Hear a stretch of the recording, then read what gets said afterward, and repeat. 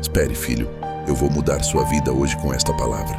Guiado pelo Espírito, Jesus foi para o deserto. Sozinho, ele enfrentou 40 dias e 40 noites de fome e solidão.